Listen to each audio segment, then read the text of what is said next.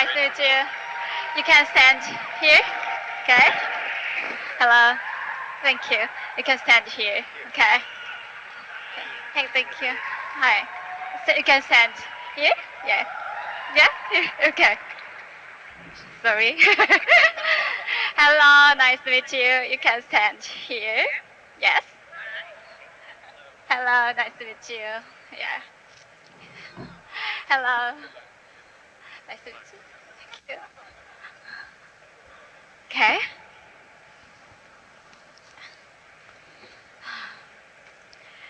First, can I check the music volume? Can you hear me? Yes.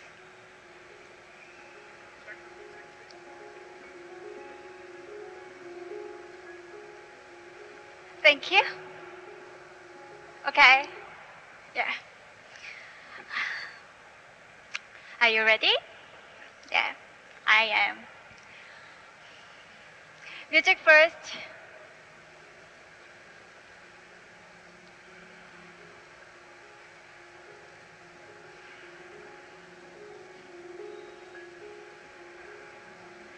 Time.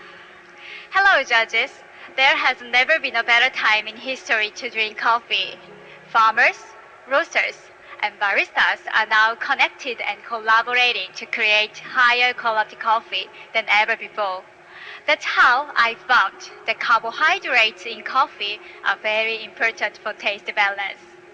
This clip would have all the information I will share with you today.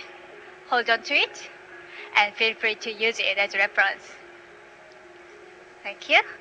Now, please take a seat or lean on the table. Yes, lean. I want all of us to feel close and enjoy my coffee as friends. So, say hello to each other. Great. And let's get started. Carbohydrates are basically sugars that can be divided into four categories. Monosaccharides contain only one sugar molecule. Disaccharides contain two. Oligosaccharides contain 3 to 10, and polysaccharides contain many more. The less sugar molecules, the sweeter they taste. So, today, I will focus on the specific ones linked to my coffee and how they contribute to the taste balance of the drink I will serving you today. My coffee is a Sidra varietal.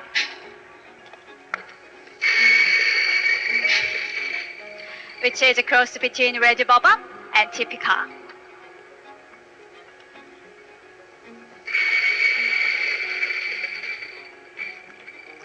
It comes from Colombia and it is produced by Felipe and Sebastian in their farm La Palma Echuca. Located at 1800 meters between the high peaks of Andes Mountain and the low region of Tolima. The cold winds from Andes and the warm winds from Tolima create drastic temperature ranges at the farm. This causes stress to the plantation, but the resulting effect is very positive. It develops more carbohydrate in the cherries and 65% more mucilage.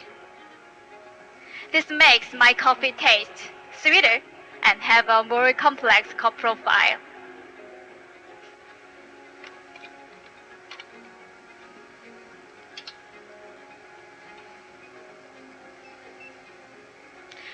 I'm using 22 grams in, 45 grams out, with the water at 91 degrees Celsius for a 20% extraction.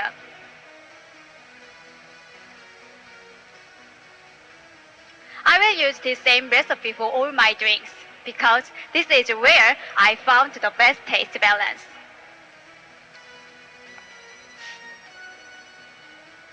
Okay. Coming up is the milk beverage. This is frozen whole milk that has been melting slowly. Most of the water content stays frozen on the top, and what drips to the bottom is milk with higher concentration of fat and carbohydrates. So, here I have a sweeter and creamier milk. The sweetness comes from lactose, which is a carbohydrate called disaccharides. that has two sugar molecules bonded together, glucose and galactose. When I steam, I will split them apart into single molecules called monosaccharides. These are the carbohydrates we can taste the most.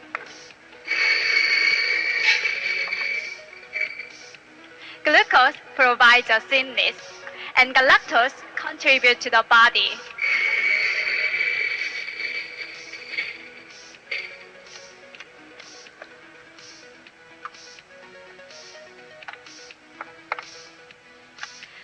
My coffee is a natural process fermented for 48 hours in sealed tank with very little oxygen. This kind of fermentation breaks down the carbohydrate in the cherries and also increases the concentration of acid that contribute to the body, fruit flavors, and tartaric acidity of my coffee. This process is done at the farm where the humidity is very high. That's why after fermentation, the coffee is moved into a greenhouse to dry on raised bed.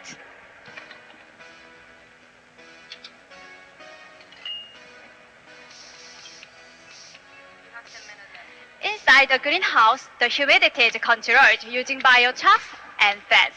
After 12 days, the coffee is moved to mechanical silos to finish the drying. This combined drying system is connected to the flavor clarity of my coffee.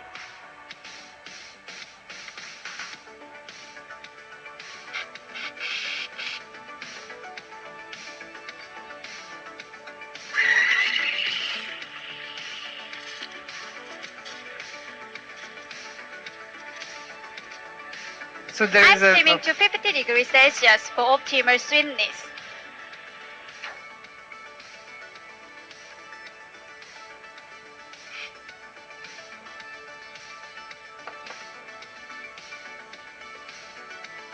This drink has a 7 millimeters foam for a smooth and creamy texture.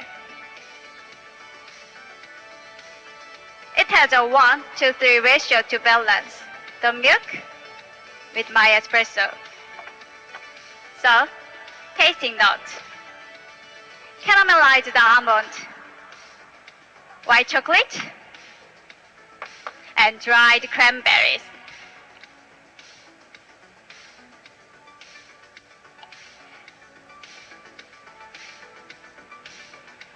It reminds me of a nougat ice cream. Okay, please enjoy. Enjoy.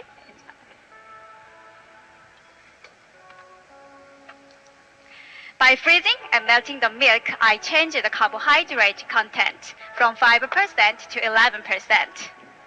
When combined with my espresso, it creates a drink that feels sweet, nutty, and creamy. So, okay, you will taste caramelized almond, white chocolate, and dried cranberries. It's just like a nougat ice cream. Okay. Please enjoy. I will be back soon with my espresso. Enjoy.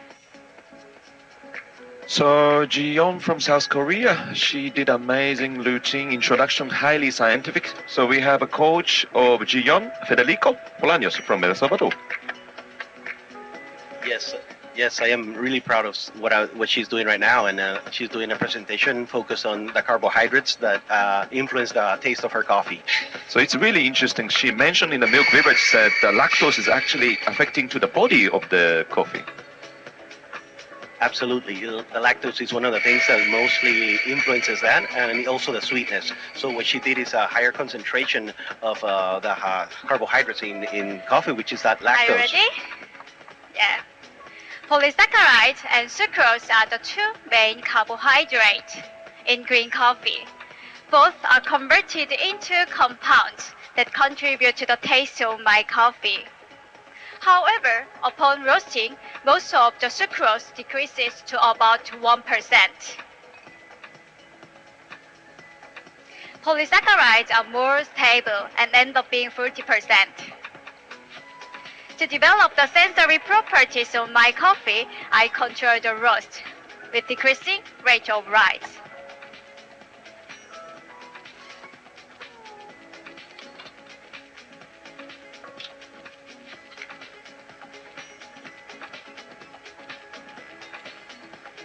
The total roasting time was 10 minutes with a 10% development.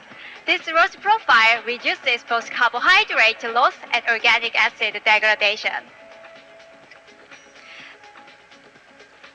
This allows fruit flavors, sweetness, and tartaric acidity of my coffee to come through. So, tasting note. Medium-high acidity and medium-high sweetness. Balanced medium-low bitterness. You will taste blackberries, grapes, plum, and blueberry jam. The texture is juicy, medium weight, and has a long, pleasant finish. Please enjoy. Enjoy. You can return the spoons back in here. Enjoy. You can return the spoons back in here. Here. Enjoy.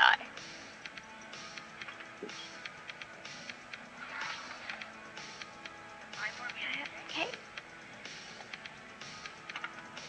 I am blown away by this. There's so much complexity to what she's explaining, but it feels so gentle and so slow and relaxed. It's exactly how you want somebody to talk you through something this complicated.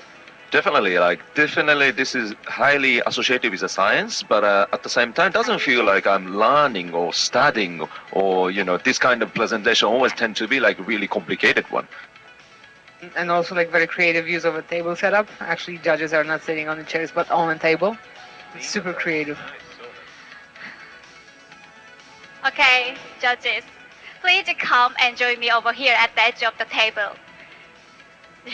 Two on each side of the table, please, and two here. And head judge, you can stand right here. Okay. Thank you very much. Every time we're espresso, we are not tasting everything it offers. The reason is that most of the carbohydrates disappear during roasting.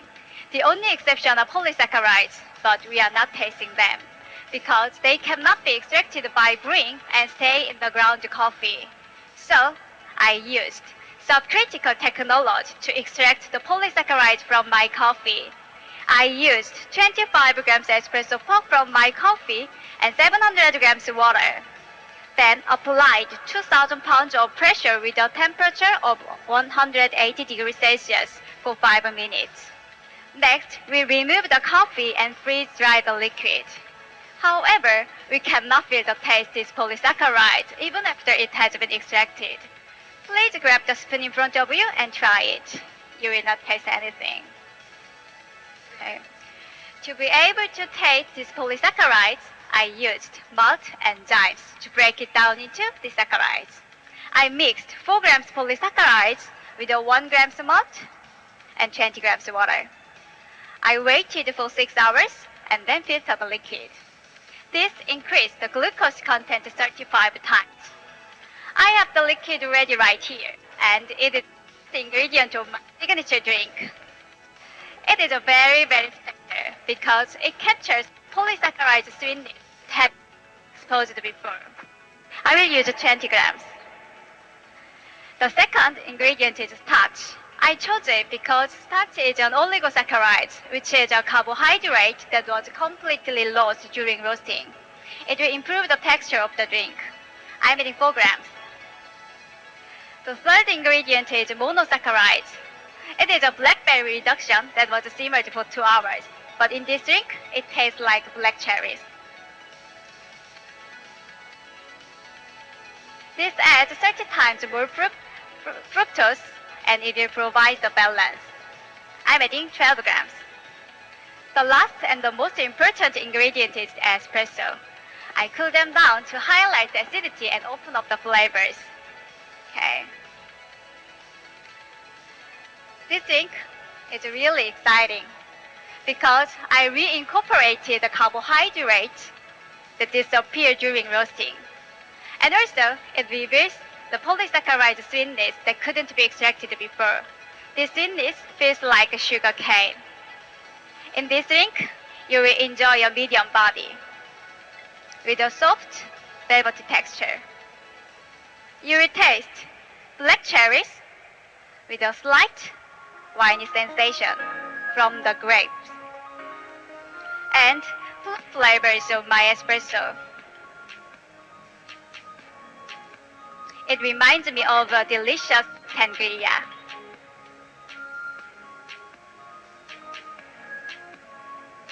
This drink is a bit warm, and I'm serving it in tasting glasses to elevate the sensory experience.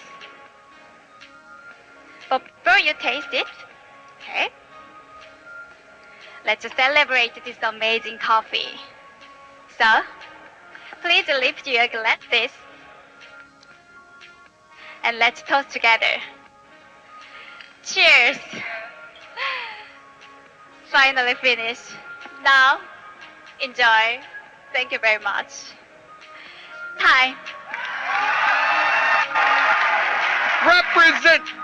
Representing South Korea, Joo Yeon.